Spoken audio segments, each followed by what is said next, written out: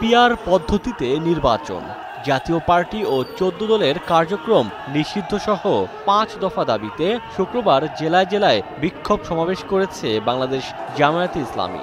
নেতাকর্মীদের স্লোগানে মুখর হয় দেশের বিভিন্ন শহরের রাজপথ। এসব সমাবেশে উপস্থিত ছিলেন দলের কেন্দ্রীয় নেতারা। সিলেটের সমাবেশে যোগ দিয়ে জামায়াতের সহকারী সেক্রেটারি জেনারেল হামিদুর রহমান আজাদ বলেন, সংস্কার দলীয় এজেন্ডা নয়, জনগণের আকাঙ্ক্ষা। পিআর পদ্ধতিতে নির্বাচন হলে দক্ষ ও নীতিবান মানুষ সংসদে আসবে। সংস্কার আমাদের দলীয় এজেন্ডা নয়, সংস্কার জন আকাঙ্ক্ষার বাস্তবায়ন। সংস্কার না করা হচ্ছে জুলাই স্প্রিটকে প্রত্যাখ্যান করার শামিল। পিআর পদ্ধতির ভিত্তিতে নির্বাচন করতে হবে, তাহলে লেভেল প্লেইং ফিল্ড হবে, তাহলে সুষ্ঠু নির্বাচন হবে, প্রতিটি ভোটের মূল্যায়ন হবে, পার্লামেন্ট সমৃদ্ধ হবে, সরকার দুর্নীতিমুক্ত হবে।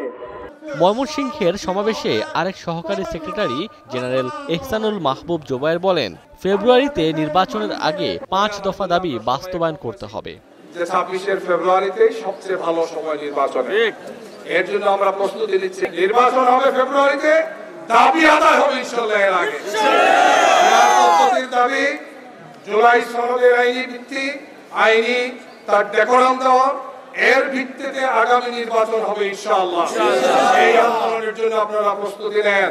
রংপুরের সমাবেশে অংশ নিয়ে দলের সেক্রেটারি জেনারেল মিয়া গোলাম পরোয়ার বলেন, যারা কর্তৃত্ববাদী সরকার গঠন করতে চান তারাই পিআর পদ্ধতিতে নির্বাচন চান না। অথচ এই পদ্ধতি থাকলে বিভিন্ন দলের যোগ্য নেতারা প্রতিনিধিত্ব করার সুযোগ পাবেন। লেভেল প্লেইং ফিল্ড, জুলাই সনদকে বাস্তবায়ন করে আইনি ভিত্তি দিয়ে তার ভিত্তিতে নির্বাচন করা, পিআর পদ্ধতি চালু করা, নির্বাচনের পূর্বে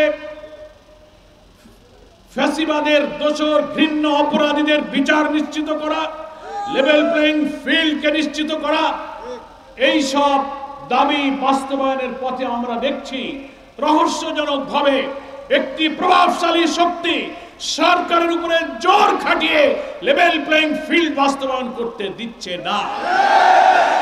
দৃশ্যত মনে হয় সরকার কোন চাপের মুখে যেন দুর্বল হয়ে মাথা নত করেছে। আর বরিশালে সমাবেশে জামায়াতের নায়েবে আমির অধ্যাপক মুজিবুর রহমান বলেন, দেশে ভোট হলে পিআর পদ্ধতিতেই হবে। জাতীয় পার্টি ও ১৪ দল প্রসঙ্গে বলেন, ফ্যাসিস্ট যেভাবে পালিয়েছে তাদেরও একই পরিণতি হবে। জন্য বাংলাদেশে নির্বাচন হবে, পিআর পদ্ধতিতে নির্বাচন হবে। শতকরা ৭১ জন মানুষ পক্ষে রায় দিয়েছে। যেভাবে জরিপ করে দেখা গেছে ফ্যাসিস্ট যেভাবে গেছে নির্বাচন থেকে নির্বাসিত হয়েছে, একইভাবে জাতীয় পার্টি এবং ১৪ দল সহ যারা এই অপকর্ম করেছে তাদের পরিণতি একই হবে।